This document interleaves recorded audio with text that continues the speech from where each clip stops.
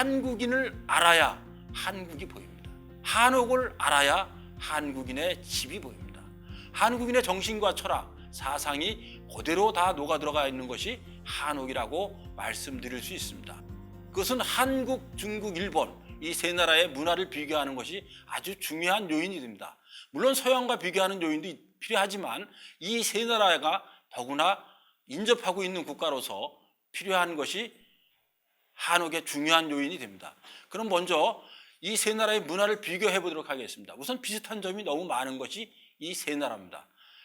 중국과 한국, 일본은 다 같이 동북아에 위치하고 있습니다. 그 다음에 한자 문화권, 유교 문화권을 가지고 있습니다. 그럼에도 불구하고 너무나 다른 문화적 특성을 가지고 있는 것이 이 세 나라입니다.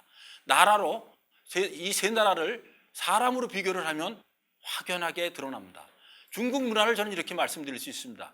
중국 문화는 사람으로 이야기하면 황제의 문화라고 저는 얘기를 합니다. 황제는 힘, 권력으로 다 통치를 합니다. 힘의 원리로 백성을, 인민을 통치하는 것이 중국 정치라고 얘기할 수 있습니다. 그래서 이것은 어떻게 표현되느냐? 직접적으로 나타나는 것이 과장과 과시입니다. 그래서 중국 문화는 크고 높고 웅장하고 화려합니다. 큰 것은 한없이 크고 작은 것은 한없이 작게 만듭니다. 그래서 인간 이상, 인간을 넘어선 인간을 유축하게 만드는 이러한 문화 요소를 가진 것이 중국 문화입니다.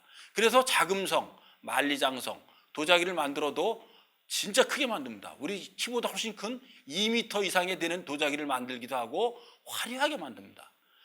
또한 문학에서도 그런 독특한 면을 가지고 있는 것이 중국 문화입니다. 그것이 무협지입니다. 웬만한 사람, 여러분들 영화 보셨으면 느끼지만 다 날아다닙니다. 중국 문화를 한마디로 얘기하면 힘의 과시에 의해서 과장과 과시, 그래서 크고 높고 웅장하게 만들고 그것이 만리장성과 자금성으로 말씀드린다고 요점을 말씀드릴 수 있습니다.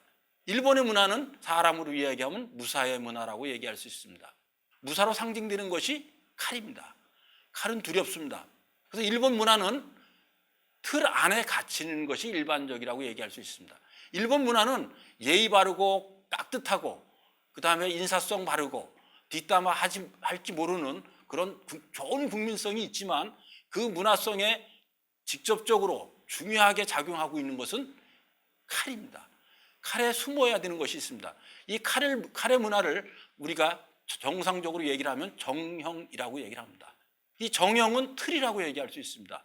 그러니까 법, 관습, 도덕, 예의의 뒤에 숨는 겁니다. 칼이 두려우니까 그것을 잘 지킴으로 해서 칼에 직접적인 공격을 받지 않을 수 있는 방법을 찾아내는 것이 일본의 문화라고 얘기할 수 있습니다. 그래서 이 정형의 문화는 어떻게 나타나느냐? 좌우 대칭이 완벽하게 됩니다. 상하 비례가 잘 됩니다. 그래서 모든 것이 다 규격화되고 깔끔하고 그 다음에 정형화라는 건 어떤 틀 안에 모든 것을 다 맞춰내는 것을 잘합니다. 그래서 일본인들은 창조 능력보다는 관리 능력이 아주 뛰어난 모습을 보여주고 있습니다. 그럼 마지막으로 제가 한중일 중에서 한국을 말씀드리면 극단의 문화를 가지고 있다. 그것도 한쪽의 극단이 아니라 양쪽 극단을 같이 가지고 있다고 말씀드릴 수 있습니다. 그래서 사람으로 제가 말씀드리면 중국은 황제, 일본은 무사, 한국은 극단적인 요소를 말씀드릴 수 있으니까 하나는 대인의 문화와 선비의 문화를 같이 가지고 있다고 말씀드릴 수 있습니다. 이 대인의 문화는 큰 사람, 큰 뜻을 가진 사람, 그러니까 북방민족의 기질을 가진 사람들을 대인의 문화라고 말씀드릴 수 있고 우리의 DNA에도 분명히 지금 깊이 들어와 있는 것이 대인의 문화입니다. 또 하나는 그 반대쪽에 서 있는 것이 선비의 문화입니다. 꼬장꼬장 따지기 좋아하는 것을 선비의 문화라고 말씀드릴 수 있습니다. 선비는 지금으로 얘기하면 정치하는 학자입니다. 정치하는 학자가 지금의 얘기를 하면 국회의원이나 아니면 학자가 2개가 포함된 사람이라고 얘기할 수 있습니다. 그러니까 대학 교수이면서 정치하는 사람 같은 정도를 우리는 선비라고 얘기할 수 있습니다. 이 선비의 문화는 한마디로 얘기하면 책으로 얘기할 수 있습니다. 그 다음에 붓으로 얘기할 수 있습니다. 이 책과 붓은 어떤 의미를 가지고 있느냐? 정신을 얘기합니다. 세계 어느 나라도 정신을 자신의 정체성으로서 문화로서 가지고 있는 나라는 저는 없다고 감히 말씀드립니다. 정신을 주무기로 가졌기 때문에 무엇을 가지고 있느냐? 여기는 다른 것을 다 이해하는 그 독특한 면을 가지고 있습니다. 양극단을 알기 때문에 중간을 알 수 있고, 중간을 알고 양극단을 안다면 전체를 다 이해하는 아주 통큰, 그 다음에 통합적인 면을 가지고 있습니다. 그래서 우리는 양극단적인 요소에서 만들어내는 것이 무엇이냐? 그것이 바로 비대칭미입니다. 한국의 미는 두 가지 미로 다 저는 말씀드릴 수 있는데, 지금 말씀드린 비대칭미와 또 하나는 자연미라고 말씀드릴 수 있습니다. 이 면을 한번 살펴보면 여러분들이 이해하실 수 있습니다. 먼저 극단적인 면부터 잠깐 살펴보면 이렇습니다. 우리의 극단은 이렇습니다. 빨리빨리 서두르는 냄비 기질과 은근과 끈기로 지속하는 뚝배기 기질을 가지고 있습니다. 그 다음에 슬픔의 정신인 한과 기쁨의 정신인 흥을 가지고 있는 것이 또한 우리입니다. 좀 전에 말씀드린 대인의 기질과 선비의 기질도 같이 가지고 있습니다.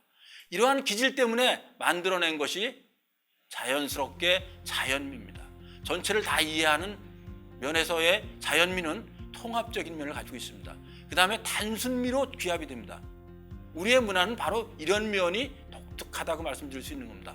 양극단을 끌어안아서 문제 해결 능력과 창조 능력을 만들어내는 것이 한국의 미입니다. 여기에서 바로 우리는 한옥을 만나실 수 있습니다.